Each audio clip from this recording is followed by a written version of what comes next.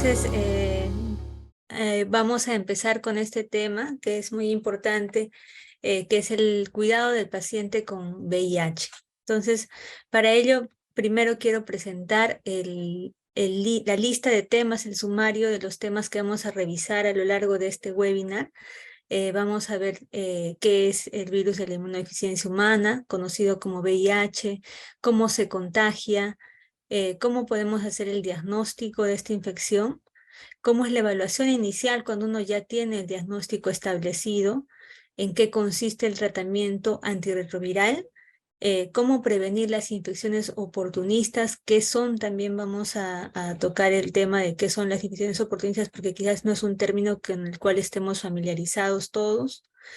Qué vacunas debe recibir un paciente que tiene ya el diagnóstico y algunos consejos importantes relacionados a la nutrición y otros tópicos que son importantes en el día a día y que es necesario conocer. Entonces, primero que nada quisiera comentar cómo es que se origina esta infección del VIH, que es causada por un virus. Como sabemos, este es un virus que está dentro de los retrovirus, por las características que tiene. Es un virus que se originó probablemente a inicios del siglo XX. Ahora voy a explicar por qué digo probablemente, porque esto se ha ido reconstruyendo desde que se documentaron los primeros casos en 1981. Se describieron en una revista científica de Estados Unidos un grupo de casos de pacientes que habían desarrollado neumonía y un tipo de neoplasia conocida como sarcoma de Kaposi, que afecta principalmente a personas con el sistema de defensas bajo, inmunodeprimidos, y se presentaron un grupo de casos sin conocer cuál era la causa que había originado en estos pacientes estos casos de neumonía y sarcoma de Kaposi. Eso fue en 1981, todavía se estaba estudiando qué podía estar originando este condicionamiento a hacer enfermedades propias de un paciente inmunosuprimido, y fue hasta 1983 que recién se logró aislar el virus. En este interín, entre 1981 y 1983, empezaron a describirse grupos o casos similares a nivel mundial, sobre todo en Europa, y estos casos fueron aumentando y sumando un volumen mayor de pacientes con estas características. Ya una vez que se conoce la existencia de este virus, es que se empieza a retrospectivamente tratar de conocer su origen.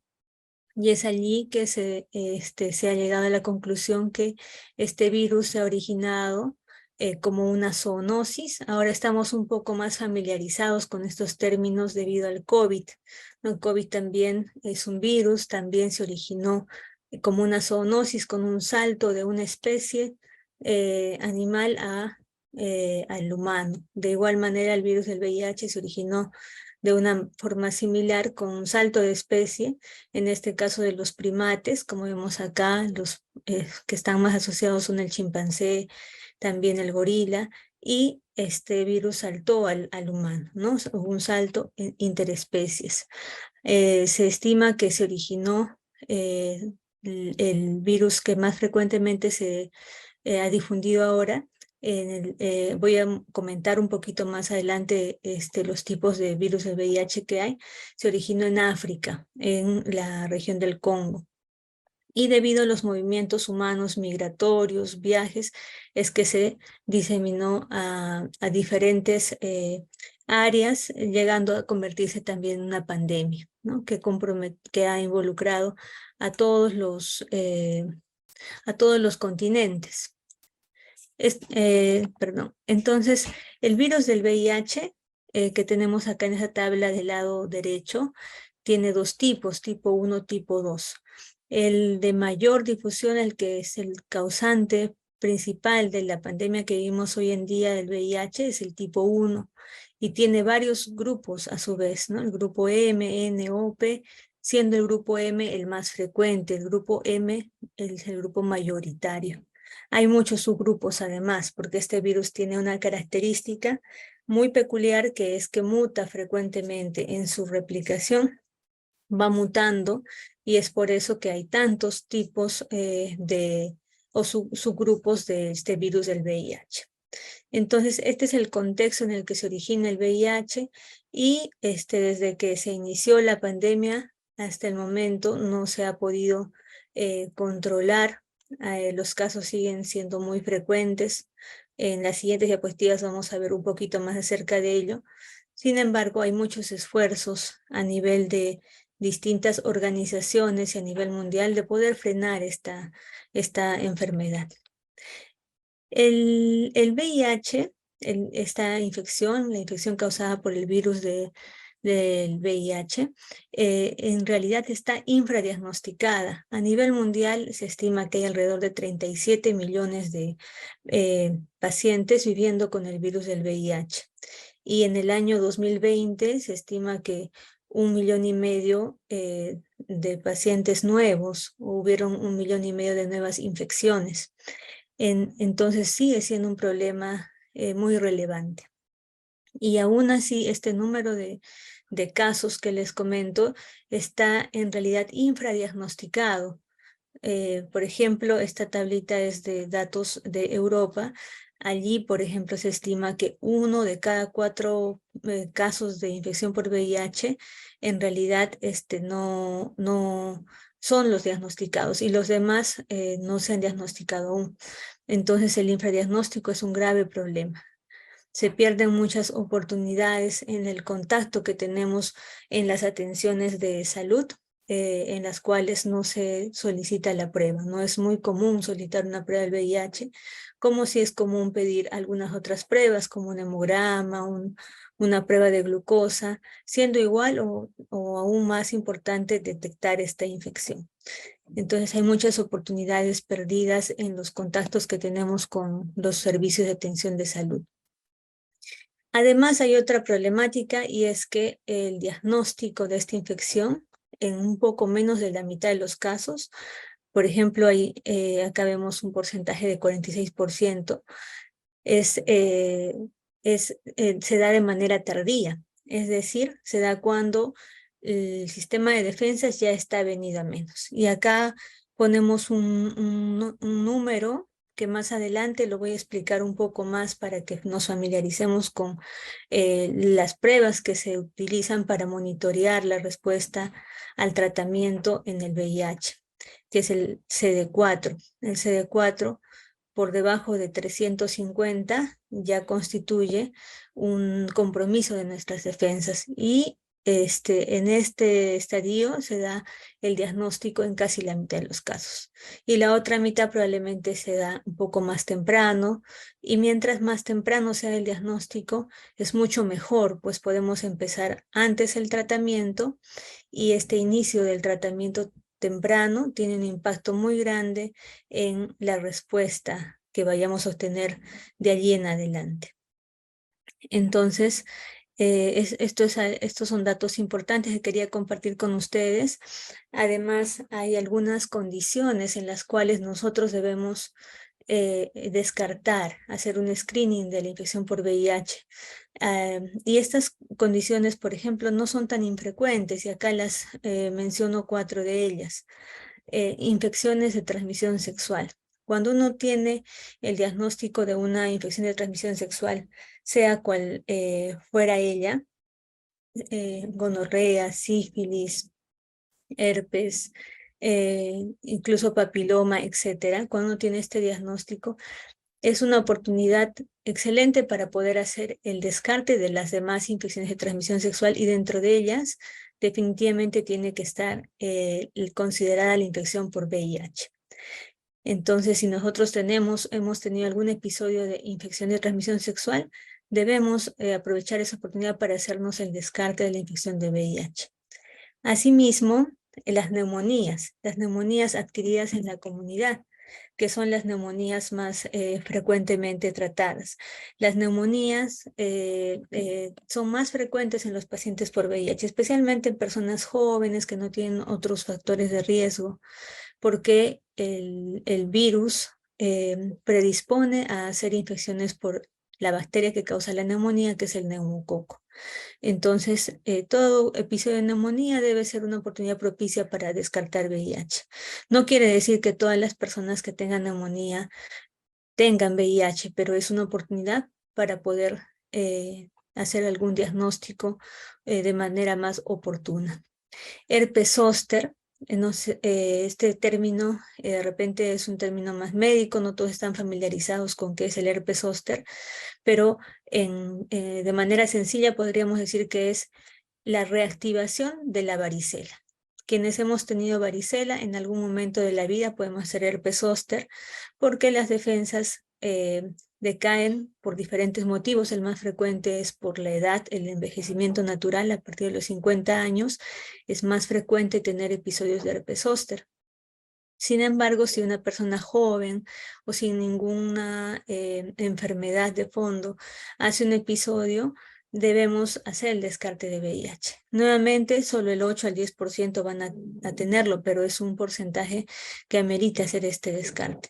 Y síndrome mononucleósico, que también es un término médico, pero que lo podemos describir, es un cuadro muy similar a una infección respiratoria, dolor de garganta, fiebre y ganglios.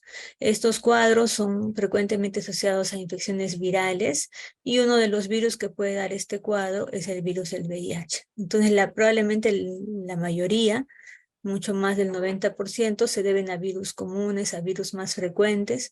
Sin embargo, un pequeño porcentaje puede ser por VIH. Entonces, cualquier condición de este tipo, y hay una lista aún mayor, debe motivarnos a hacer esta prueba.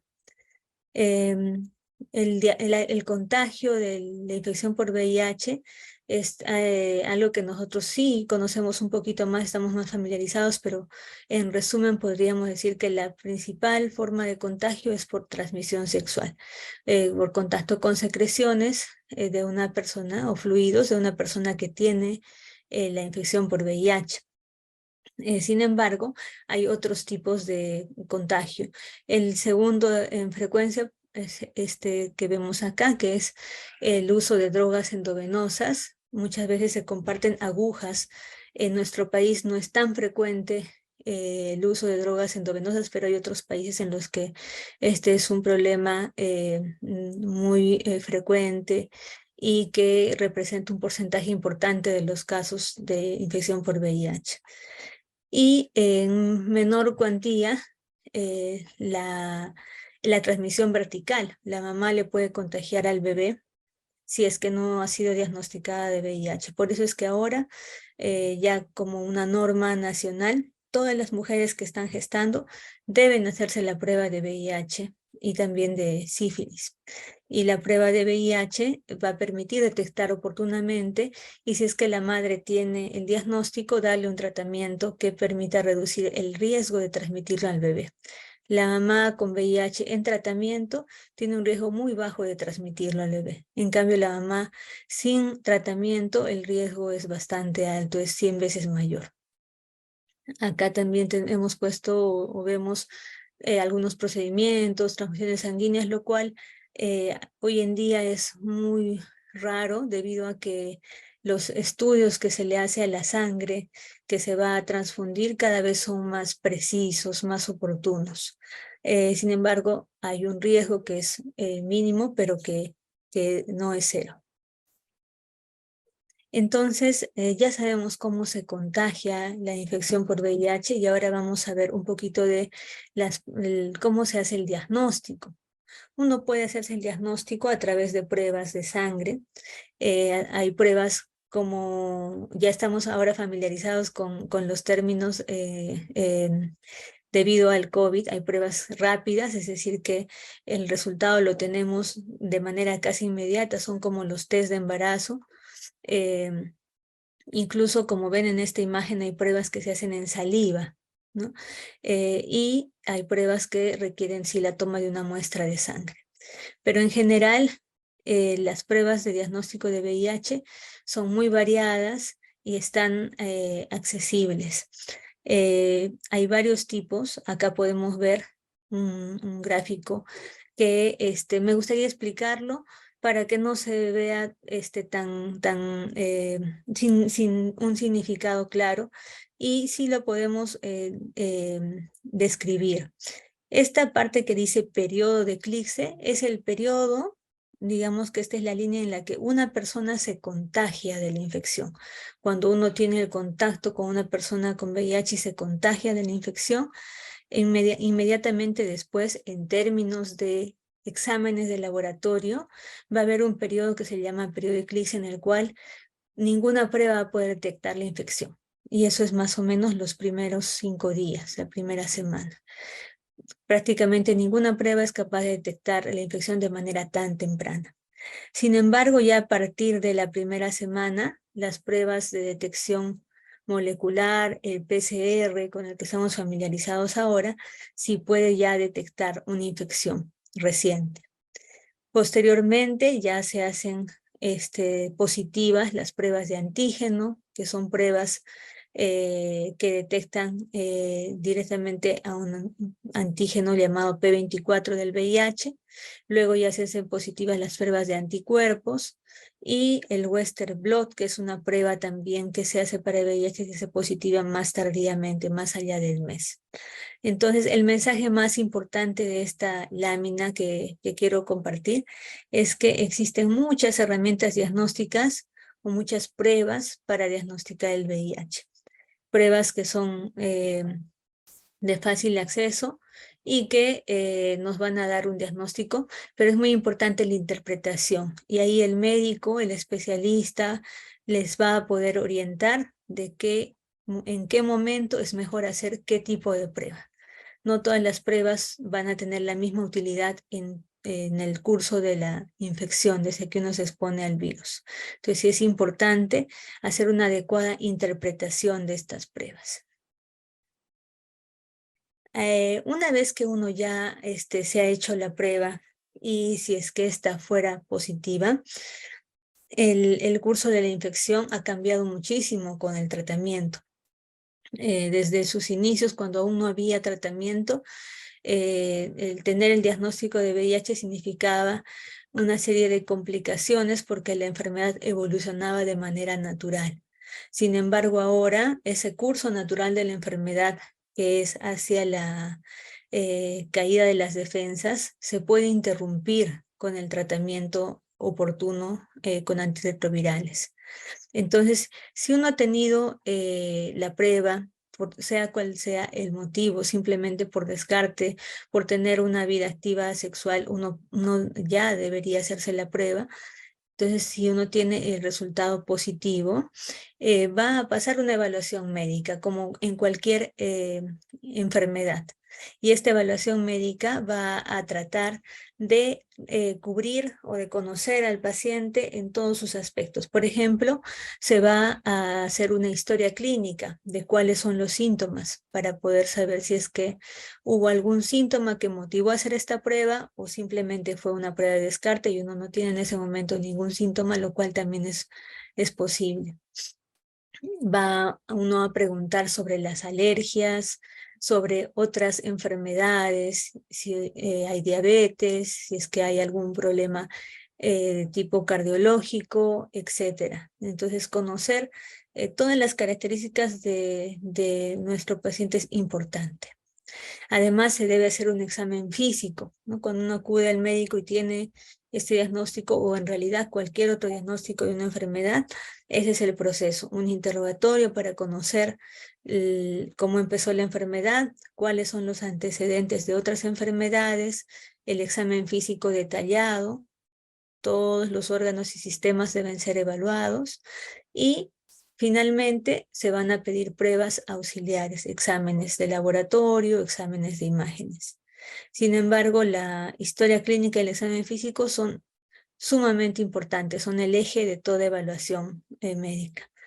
Entonces, los exámenes de laboratorio van a ser exámenes que permitan conocer cómo está el funcionamiento del organismo en ese momento. Se van a hacer pruebas de sangre para conocer cómo está el sistema hematológico, la función renal, la función hepática, el perfil de lípidos, el colesterol, los triglicéridos también se pueden alterar con la infección de VIH y con el tratamiento. Entonces, por eso es importante tener una evaluación basal de todas estas pruebas antes de decidir qué tratamiento iniciar.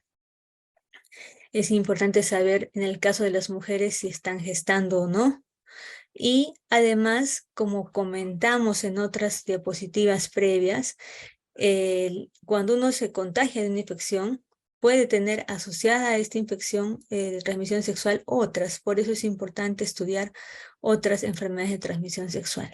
Y allí tenemos hepatitis B, hepatitis C, HTLV1, entre otras. Asimismo, se van a estudiar dos pruebas que son muy importantes y que más adelante voy a explicar.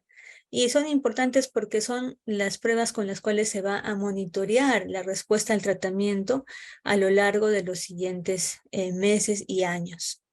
Y son los linfocitos CD4 y la carga viral. Esas dos pruebas son el eje del monitoreo a futuro. Y ahora en un ratito voy a explicar en qué significan y en qué consisten. Son pruebas de sangre, pero vamos a explicar qué es lo que traducen, qué es lo que representan. Se deben estudiar otras infecciones. En nuestro medio, por ejemplo, la tuberculosis es sumamente, es frecuente, es muy frecuente comparada con otros países. Tenemos unas altas tasas de tuberculosis en nuestro país.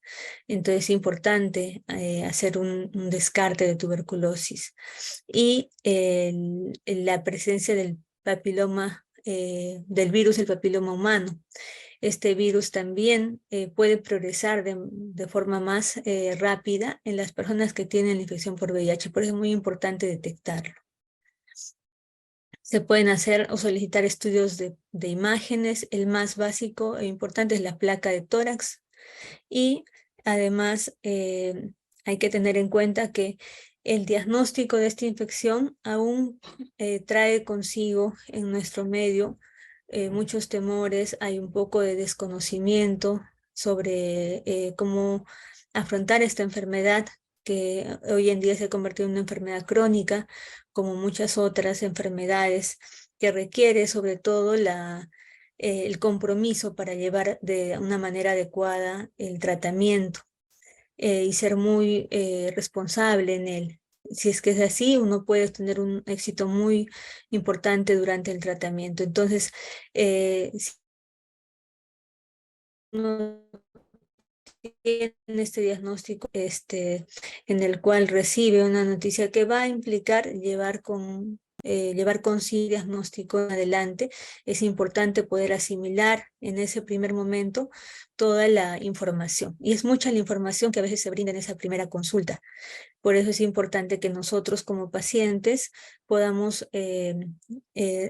seguir haciendo nuestras preguntas al médico que nos esté atendiendo, no solo en esa primera consulta, sino en las siguientes, porque va a permitir que uno esté empoderado e informado y de esa manera va a tener un tratamiento más exitoso.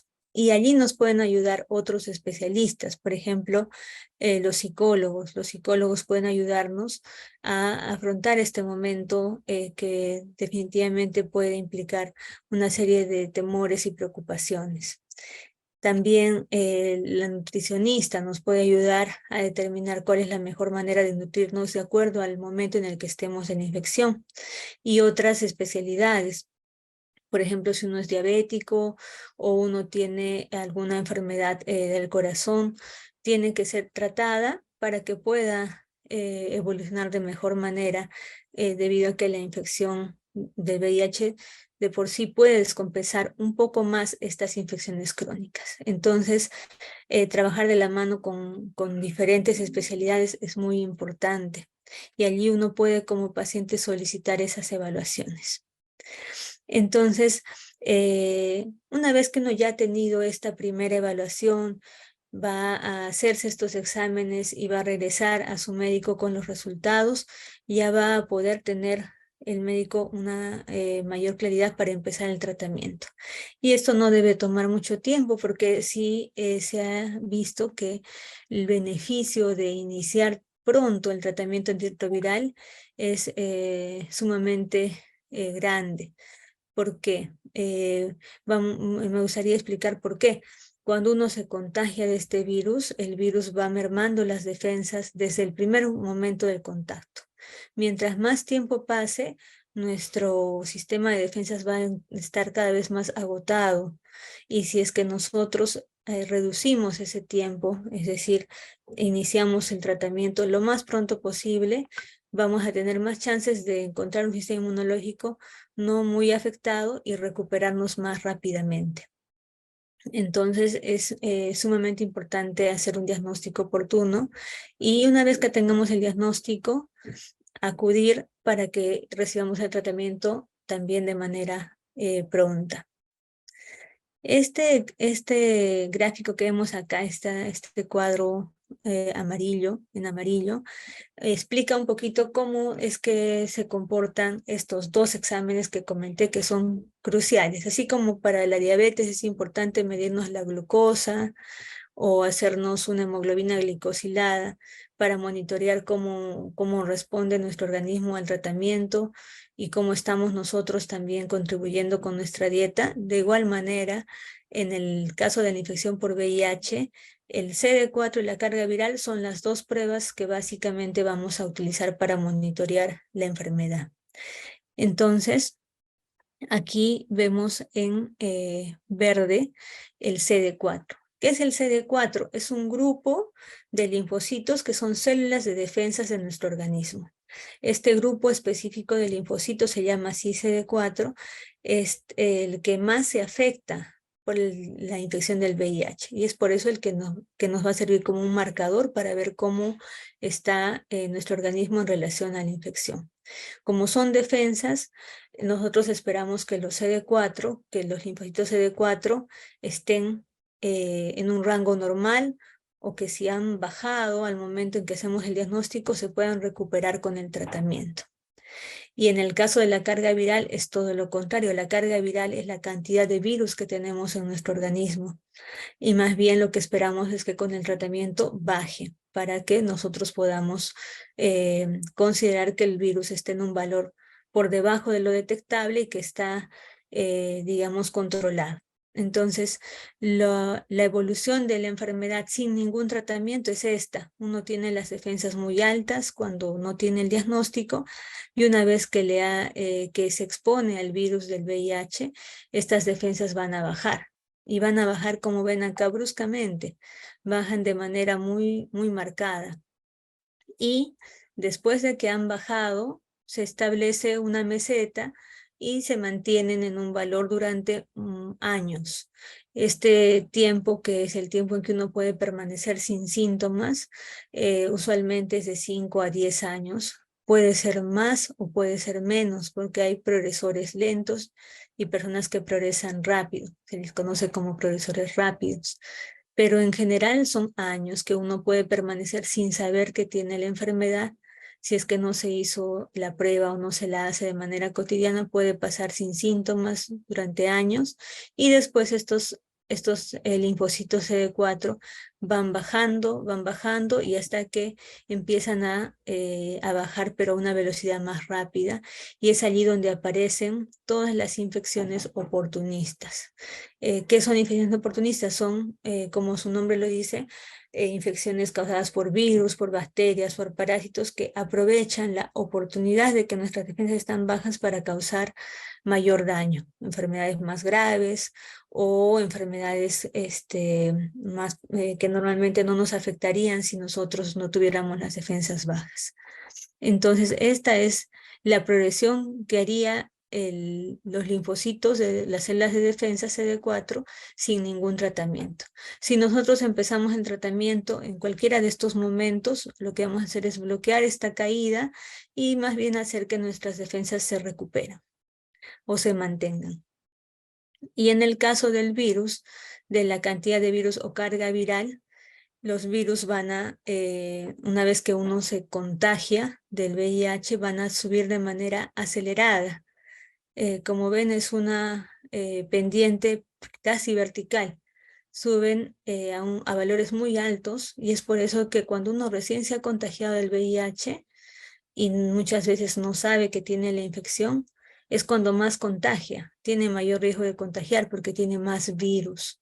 Entonces, esta carga de virus es altísima cuando uno recién se ha contagiado y después se baja un poco y tiene una meseta, y de allí sin tratamiento, en ausencia de tratamiento, va a subir también de manera continua a valores altísimos que van a dañar nuestras defensas. Con tratamiento nosotros podemos bloquear, sea en cualquier momento de esta evolución, podemos bloquear la subida de la carga viral y regresarla prácticamente a cero. No es un cero absoluto, son valores que las máquinas que tenemos ya no llegan a detectar, son valores muy bajitos. Nunca se llega a eliminar al 100%, por eso es que la enfermedad tiene un tratamiento de control, todavía no es curativo, pero sí puede controlarse de manera muy importante y se conoce como carga viral indetectable. Ese es el objetivo, que con el tratamiento nosotros tengamos una carga viral indetectable y unos linfocitos CD4 en ascenso o sostenidos. Entonces, este es el tratamiento antirretroviral, son pastillas, al momento son pastillas que se van a tomar de manera diaria y que se pueden otorgar de manera gratuita por los sistemas públicos de salud.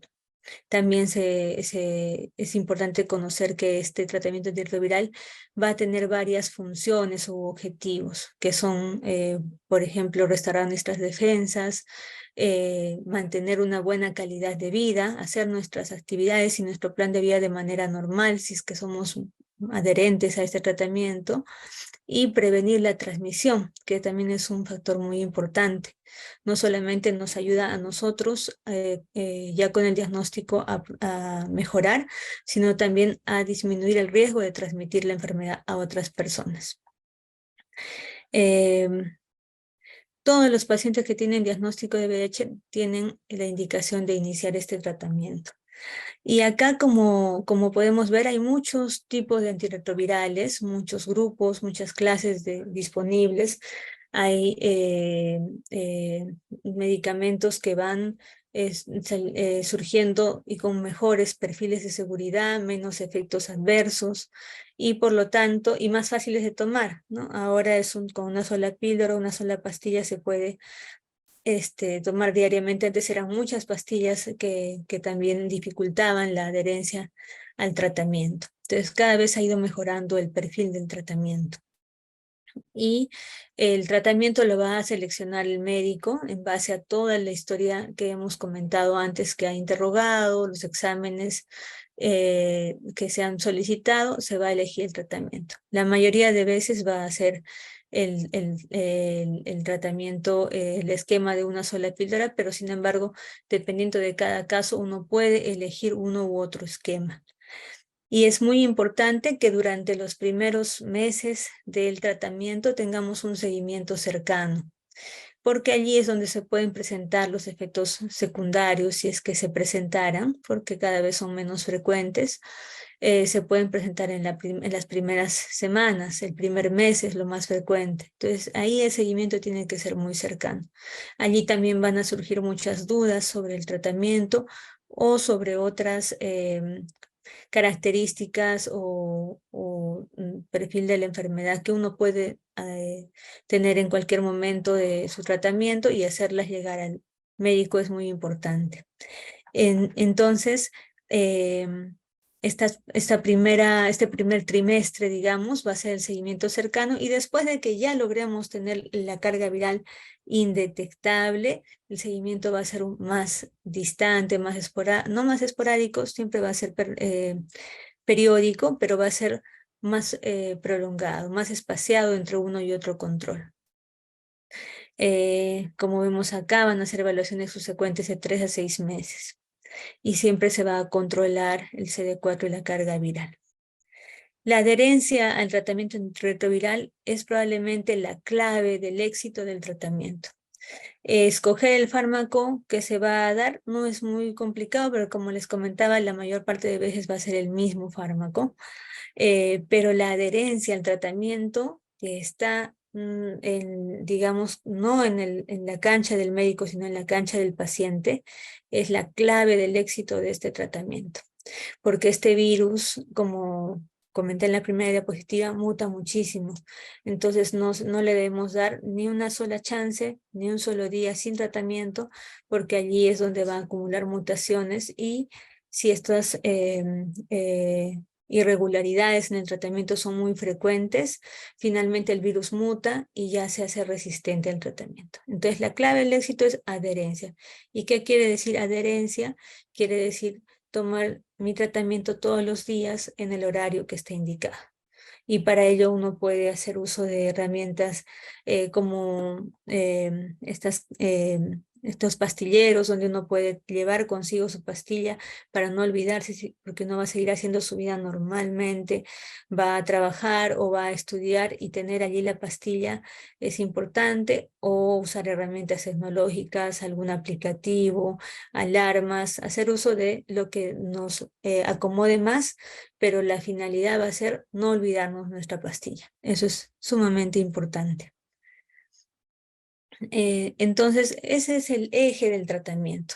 Hoy en día son pastillas. Es el eje del tratamiento del VIH, con eso uno va a frenar la infección. ¿Cómo prevenir las infecciones oportunistas? Como mencioné un poquito antes, cuando nuestras defensas están muy bajitas, es decir, nuestro CD4 está bajo, nosotros vamos a, como consecuencia del VIH, lógicamente, nosotros vamos a estar expuestos a una serie de infecciones y que pueden afectar diferentes órganos, como vemos acá en este gráfico: los pulmones, el tracto gastrointestinal, el hígado, el sistema nervioso central, el cerebro, la piel, las mucosas, etc. Entonces, estas infecciones oportunistas aprovechan de que nosotros estamos sin tratamiento o con las defensas bajitas, porque recién hemos empezado el tratamiento, hemos tenido un diagnóstico de repente tardío, y van a causarnos una larga lista de enfermedades. De repente, para comentar las más frecuentes, la tuberculosis, por ejemplo, es una infección oportunista. En los pacientes con VIH es mucho más frecuente la tuberculosis que un paciente sin VIH. Y también hay otras infecciones oportunistas como los hongos. Hay hongos que en la siguiente diapositiva voy a hablar un poquito más de ello, que pueden afectar los pulmones y la piel y otros órganos, virus, etcétera. Todo tipo de agentes infecciosos pueden aprovechar nuestro sistema de defensas bajo. Incluso enfermedades que nosotros hemos tenido hace mucho tiempo pueden reactivarse en nuestro propio cuerpo por tener nuestras defensas bajas. Entonces, acá tenemos, por ejemplo, una foto de la cueva de las lechuzas en Tingo María. Entonces, yo no conozco, personalmente no he ido acá, pero es un lugar turístico al cual muchas personas viajan, es muy bonito y sin embargo, en estos lugares, especialmente donde hay acumulación de excretas de aves, y en este caso sería de murciélagos, se puede generar aerosoles que contienen un hongo llamado histoplasma. Entonces, esta es una infección oportunista, por ejemplo, que en nuestro país es frecuente en las zonas de la selva y en las zonas como las cuevas, donde hay muchas excretas de aves. Entonces, uno cuando ya tiene el diagnóstico de VIH tiene que evitar este tipo de exposiciones, porque especialmente si está recién empezando un tratamiento, o si es que las defensas aún no están consolidadas, no están recuperadas, debe evitar ese tipo de exposiciones porque pueden traer como consecuencia infecciones oportunistas.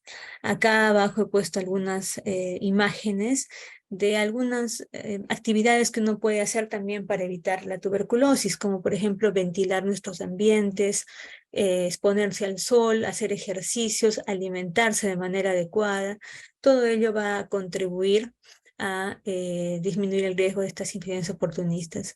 Pero probablemente lo más importante es iniciar el tratamiento antirretroviral, el tratamiento para el virus, va a ser la medida más importante para prevenir estas infecciones oportunistas.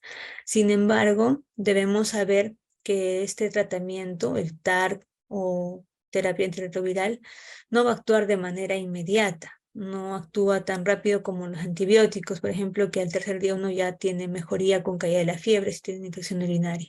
En el caso del VIH no, uno va a tomar un tiempo en recuperarse. Mientras más tardío ha sido el diagnóstico, más tiempo puede tomar en recuperar sus defensas.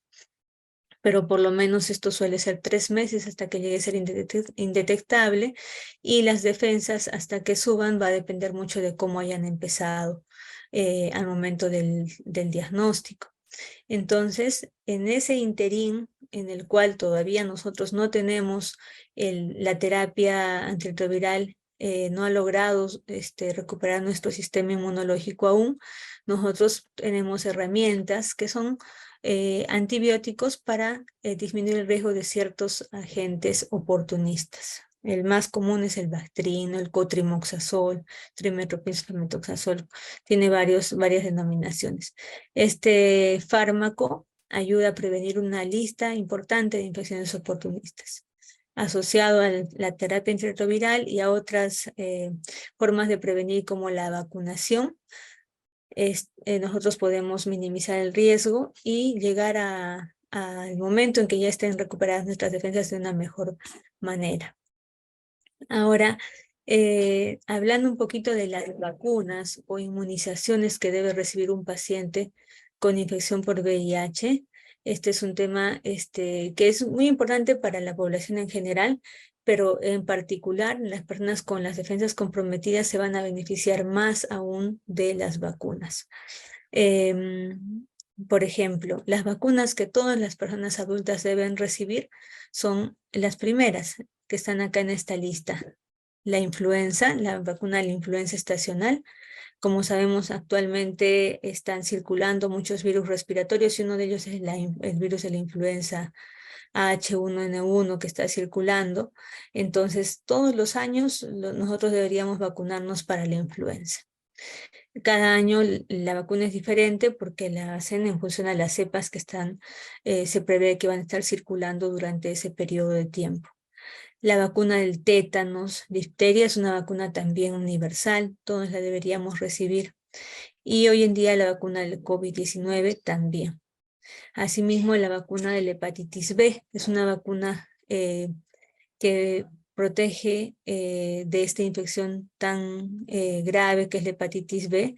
Es gratuita, la da el Ministerio de Salud, y si uno recibe sus dosis completas, prácticamente está seguro de por vida de que no se va a contagiar de la hepatitis B.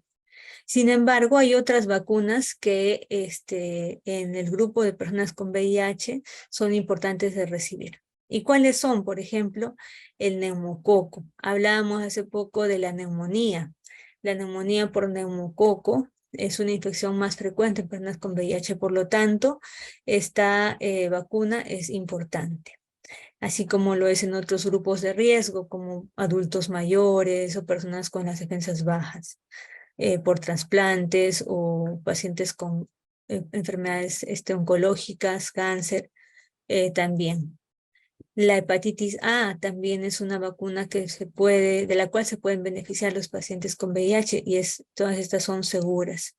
La vacuna de la meningitis, el meningococo, la vacuna del herpes zóster, que lamentablemente no está la forma recombinante disponible aún en nuestro país, pero es una vacuna que está recomendada para los pacientes con VIH. Y la vacuna del papiloma humano también es una vacuna muy importante, tiene sus indicaciones, digamos, en grupos de edad más jóvenes se van a beneficiar más porque no han estado expuestos a muchos virus del papiloma humano, muchas cepas de este virus. Sin embargo, en general, el grupo poblacional de pacientes con VIH se va a beneficiar de esta vacuna. Porque como mencioné hace un ratito, el virus del papiloma humano, que es la principal causa de cáncer de cuello uterino, y otros tipos de cáncer como cáncer anal, cáncer de cabeza y cuello, este virus va a bloquearse su contagio con la vacuna, especialmente de las cepas que son las más peligrosas. Entonces, en resumen, las vacunas que puede recibir una persona con VIH son las vacunas que va a recibir la población en general, más unas en particular como neumococo, hepatitis A, meningococo y VPH. Asimismo, es importante mencionar que hay algunas vacunas, son muy pocas, pero hay algunas vacunas que sí están contraindicadas en las personas con VIH que están aún con las defensas bajas. Y son las vacunas que contienen los virus o los agentes infecciosos vivos. Estas vacunas contienen estos agentes vivos, como la vacuna de la fiebre amarilla o del sarampión, se evitan colocar cuando uno tiene las defensas bajas y se pueden colocar cuando ya uno ha recibido el tratamiento y ha recuperado su sistema inmunológico. Entonces, esas vacunas sí requieren un consejo médico para poder saber el mejor momento para recibirlas y si son necesarias. Ahora, como nosotros sabemos que esta enfermedad se transmite, la infección por el VIH se transmite principalmente por vía sexual, es importante que también parte de nuestra evaluación o nuestros cuidados sea una conducta sexual segura. ¿Y esto qué implica? Nuevamente, el primer punto implica recibir tratamiento antirretroviral. Como mencionamos, el tratamiento antirretroviral específico para el VIH baja las cargas virales a valores indetectables y se conoce que cuando los valores son indetectables el riesgo de transmisión es mínima. Por eso hay lo que está entre comillas en inglés, que significa indetectable, quiere decir que no se va a contagiar. Entonces, eso es muy importante. El riesgo existe, es mínimo, pero si uno está en tratamiento, la transmisión cae notablemente. Asimismo, hay que tener en cuenta de evitar situaciones que podrían ser riesgosas, ponernos en riesgo.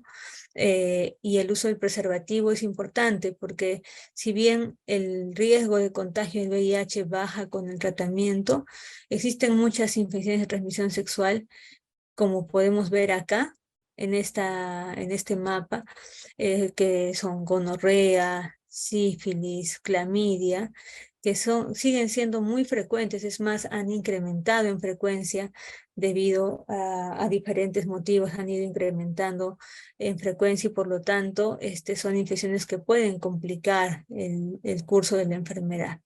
Entonces, no solamente el preservativo va a prevenir la infección por VIH, transmisión a otras personas, sino también nos va a proteger de contagiarnos de otras infecciones de transmisión sexual. Y algo que también es importante, nos va a permitir protegernos de otras cepas de VIH. Si bien eso no es muy frecuente, hay que tener en cuenta que hay personas que han abandonado el tratamiento del VIH en más de una oportunidad y tienen cepas multiresistentes a los tratamientos que se dan convencionalmente. Entonces, si yo me expongo sin preservativo a un contacto sexual, puedo tener la mala suerte, digamos, porque no es tan frecuente aún, pero sí es factible, de contagiarme de una cepa de VIH resistente y mi tratamiento va a fallar. En unos meses probablemente va a fallar. Entonces es importante por eso el uso de preservativo. Eh, y también hay que tener en cuenta que si uno tiene algún problema de adicción a algún tipo de droga, como sabemos también se puede contagiar por el uso de drogas endovenosas o alcohol o algún tipo de agente que nos pueda poner en riesgo por exponernos a conductas sexuales de mayor riesgo. Es importante tener una orientación y un enrolamiento en algún programa de atención de adicciones. Ese es un punto que en el caso que nosotros tengamos esa condición, debemos abordarlo. La alimentación es muy importante en los pacientes en general con cualquier enfermedad crónica como diabetes, hipertensión, y teniendo en cuenta que el VIH también es una enfermedad que hoy en día es una enfermedad crónica, es muy importante. Entonces, la alimentación en general debe ser balanceada, puede incluir prácticamente todos los productos alimenticios saludables, no están prescritos en una dieta de un paciente con VIH.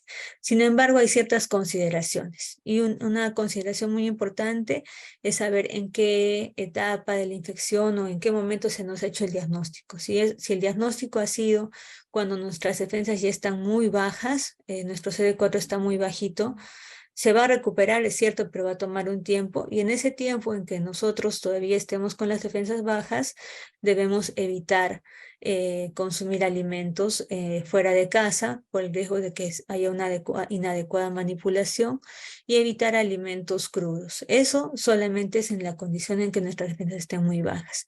Sin embargo, en el resto de los escenarios, cuando ya estamos en tratamiento y estamos estables, hay que tener cuidado con los huevos crudos porque pueden tener salmonela. Con los productos marinos crudos también hay que tener un poco de precaución, que hayan sido adecuadamente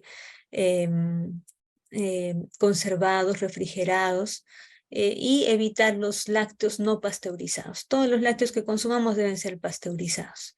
La pasteurización es un proceso que va a matar muchas bacterias durante el mismo proceso, y por lo tanto hace que estos productos como el queso, la leche, etcétera, sean seguros. En nuestra casa hay que evitar la contaminación cruzada.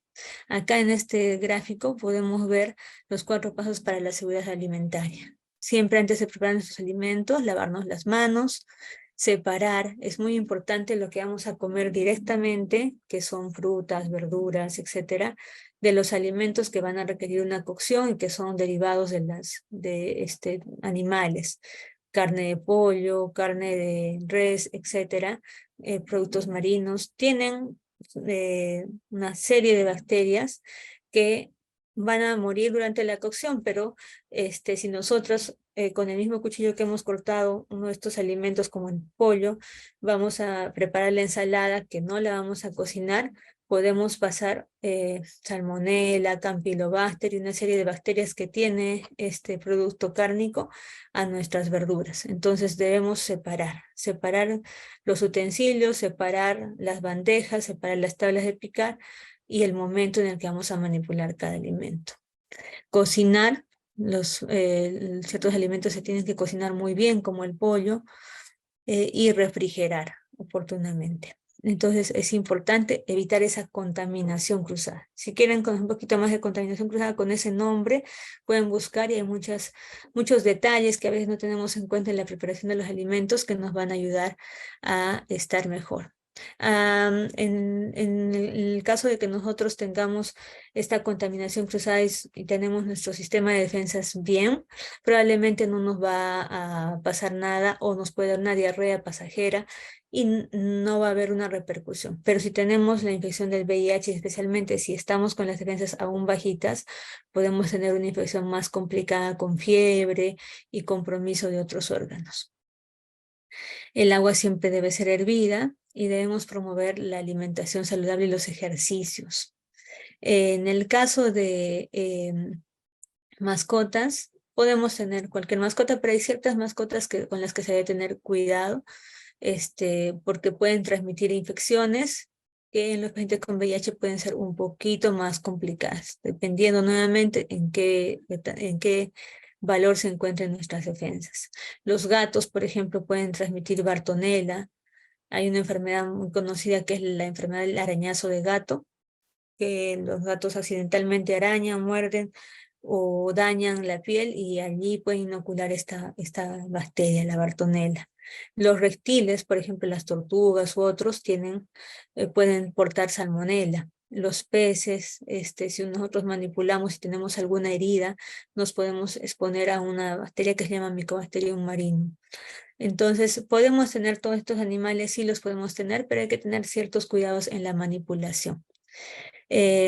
Entonces, estos son los principales aspectos que he considerado compartir con ustedes para esta presentación.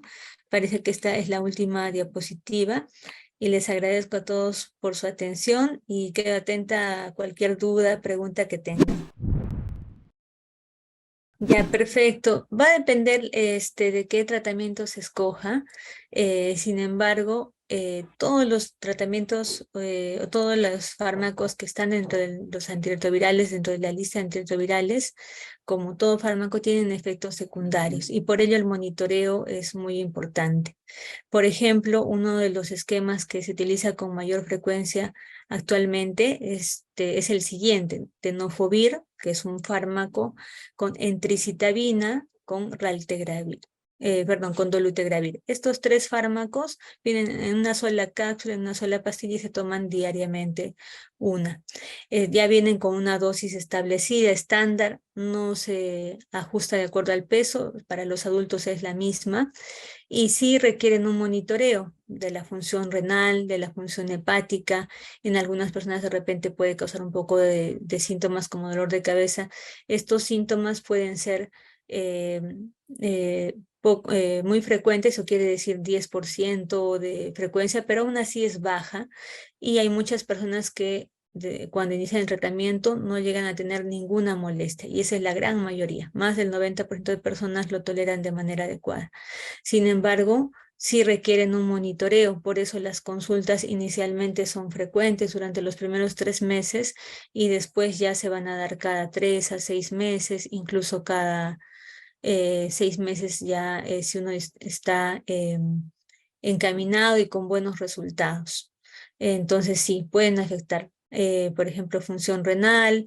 Es importante monitorear la parte ósea. Algunos fármacos pueden disminuir un poco los niveles de calcio en los huesos, entonces todo eso lo va a ver su médico especialista, en este caso los infectólogos, y van a saber qué exámenes pedir de manera oportuna. Ujú.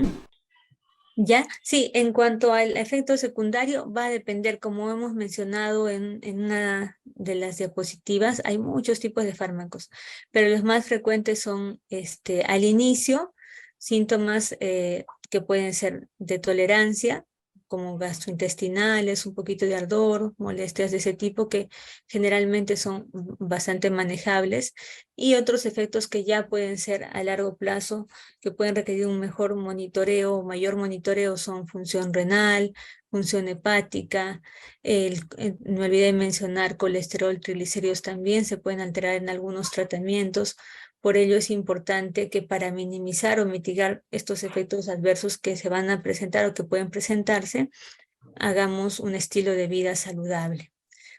Con una adecuada alimentación, ejercicios, estos efectos se pueden mitigar. Entonces es muy importante ello. Y definitivamente los efectos, si ponemos en una balanza los efectos secundarios versus el beneficio de tomar este tratamiento, eh, definitivamente pesa muchísimo más el beneficio que los efectos que se pueden ir manejando durante el tratamiento. Ujú. Actualmente sí, actualmente el tratamiento funciona día a día. El día que yo tomo mi pastilla se bloquea la posibilidad de que este virus vaya infectando las células. Entonces es un tratamiento que sí al momento es de por vida. Hay muchos estudios, hay muchos grupos de investigación que están en diferentes lugares del mundo tratando de simplificar ese tratamiento y estudios en diferentes aspectos para poder encontrar algún día la cura a la enfermedad, pero al momento el tratamiento es de por vida, así como una enfermedad crónica como en la hipertensión. Una vez que nos diagnostican hipertensión, el tratamiento es de por vida de igual manera. Sin embargo, es un tratamiento que nos va a permitir hacer nuestros planes al 100%, si es que lo tomamos de manera adecuada y tenemos nuestros controles adecuados. Sí, la respuesta es sí, sí se puede tener. Por eso existe el tratamiento antirretroviral y si bien el tratamiento antirretroviral disminuye notablemente el riesgo de transmisión, también hay otras herramientas que ayudan aún más a tener esta certeza o seguridad de no... hay muchos escenarios, ¿no? En el cual la mujer sea la que tiene la infección o el varón sea el que tiene la infección, dependiendo de cada escenario, es que, o ambos, es que se puede dar la consejería y se pueden utilizar herramientas adicionales a la terapia antirretroviral, como por ejemplo los mecanismos de fertilización para disminuir el riesgo de exposición directa, pero en general sí se puede tener hijos. Muy interesante esta pregunta porque me da la oportunidad de explicar qué hacer si uno tiene un efecto secundario. Los efectos secundarios en general van a ser poco frecuentes y van a ser no van a ser graves, van a ser leves en la gran mayoría. Entonces, lo que uno debe hacer es comunicarlos a su médico, por eso los controles al inicio, que es que se presentan en la mayor parte de efectos durante el primer mes, debe comunicarlo y el médico le va a dar a uno el fármaco que le ayude o la recomendación que le ayude a poder mitigar o contrarrestar ese efecto secundario. Muchas veces va a pasar solo o muchas veces va a requerir una intervención mínima. Pueden haber excepcionalmente efectos secundarios graves, podría ser cualquier fármaco, hasta el paracetamol puede tener efectos secundarios en los pacientes y allí lo que hay que hacer es comunicarle a nuestro médico inmediatamente. Si es que es algo que nos preocupe mucho, nos llame la atención, comunicarlo a nuestro médico y él va a ser el único que pueda cambiarnos el tratamiento. Muy excepcionalmente se suspende. Generalmente lo que se hace, si es que hay algún efecto adverso moderado o grave, es cambiar el esquema, pero suspenderlo es algo excepcional. Pero la recomendación en conclusión allí es comunicarle a su médico, tener toda la confianza para comunicarle a su médico y él mejor que nadie va a poder orientarlos en qué hacer en ese momento. Ujú. La recomendación es que se tenga protección. La indetectabilidad es como mencionamos en unas diapositivas antes, hace que el riesgo de contagio sea mínimo, pero existen unos blips que son elevaciones a lo largo del tratamiento, elevaciones que se autolimitan de la carga viral, ¿no? Entonces, si uno circunstancialmente justamente tiene el contacto y ha tenido una carga viral detectable, en ese momento no va a poder saber. Entonces, la recomendación es usar protección. Y además va a permitir protegernos de otras enfermedades de transmisión sexual como comentamos antes, ¿no?